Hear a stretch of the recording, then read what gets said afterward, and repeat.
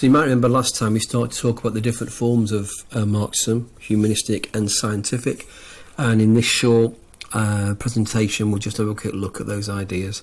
A very brief recap first of all of Gramsci. You may recall we looked at these ideas on the left there in last lesson.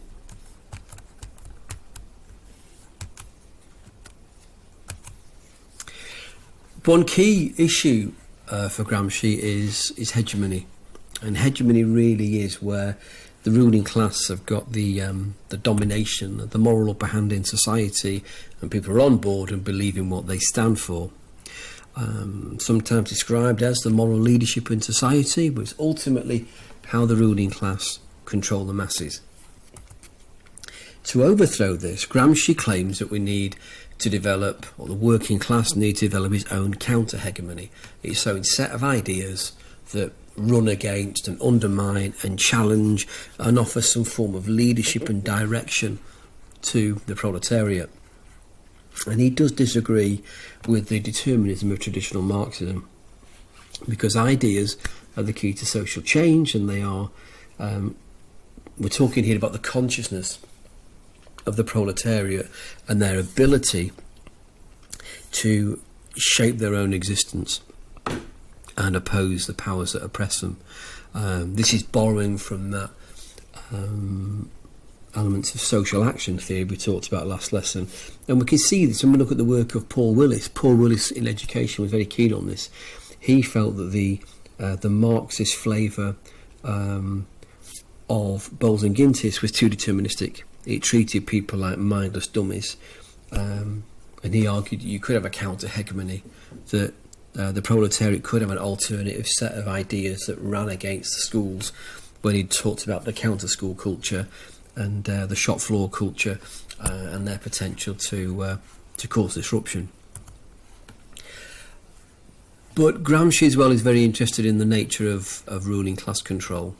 And he notes how they maintain their control and dominance by coercion, using the army and the police, as you can see in the image here, where this really is where the working class are not towing the line and force is brought against them. But Gramsci does argue that for the bulk of the time this is based upon consent or hegemony, how ideology and ideas and values are used to persuade the working class that the rule of the powerful is legitimate and is okay.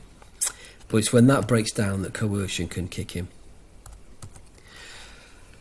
So Gramsci discusses the nature of revolution and the nature of hegemony, and he believes that because consent is the main source of authority in modern society, the ruling class, in order to gain consent, have to control the institutions of mental production to spread ideas and ideology to benefit them. So schools, the media, religion, etc., they transmit ideas, where we get ideas from, which help to legitimate the powerful and help to control us. As long as we accept these ideas, there will not be a revolution. No matter how alienated we are, we will still be quashed and controlled and numbed to obey, really.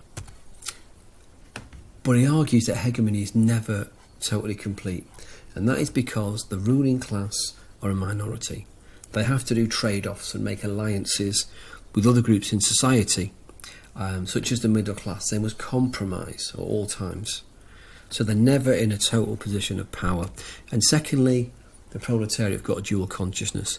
Their ideas are influenced by ideology and this issue around consent and hegemony, but the same token, in their real lives, as they look around themselves, they actually can see the truth of it all. They can see poverty, they can see exploitation, they can see their material situation, and because of this, they actually can see through dominant ideology to some degree. They can see that things are not fair, that the promise of that comes from consent and these institutions of mental production is a myth. So there's always this chance that we can get a glimpse behind the curtain and see the truth. And for Gramsci, revolution is plausible. it can be undermined, especially in times of economic crisis. We saw this in Stuart Hall's work of the crisis of hegemony, which came with the crisis, the economic crisis in capitalism in the early 1970s.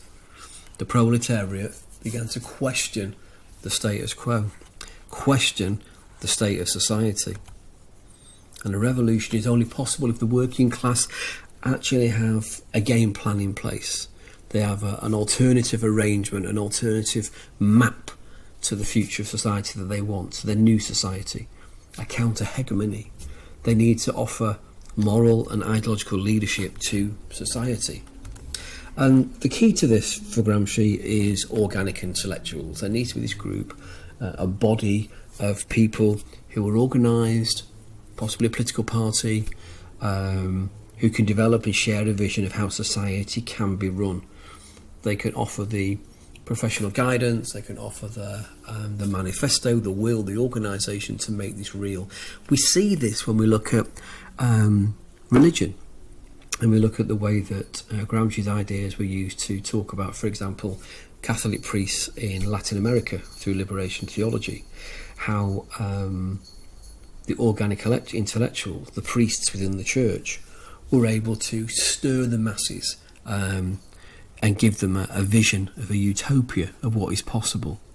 And we find this is usually used to argue about Lenin, the need for there to be these middle-class, academic, a political party that can help to focus this counter-hegemony. And you may remember me talking more than one occasion about my dad and my uncle, just typical working class people, by all accounts should have been conditioned and in a state of hegemony and following the rules, but they weren't. They challenged the system as trade unionists and endeavoured to stir, dare I say it, stir trouble with the employers. They were not on board, they were not following with consent, and very much an illustration of Gramsci's thinking. So Gramsci, very briefly, evaluation. He does, or he's failed to overemphasise the role of ideas and underestimate the role of the state and institutions, the role of coercion and the nature of economic factors. And he does offer us a contribution in terms of thinking about the role of ideas and consciousness. We see this developed by many neo-Marxists who look at the way that certain ideas have been developed to challenge capitalism, to some extent borrowing from interpretivism, social action theories, and a focus upon self-concepts and consciousness, etc.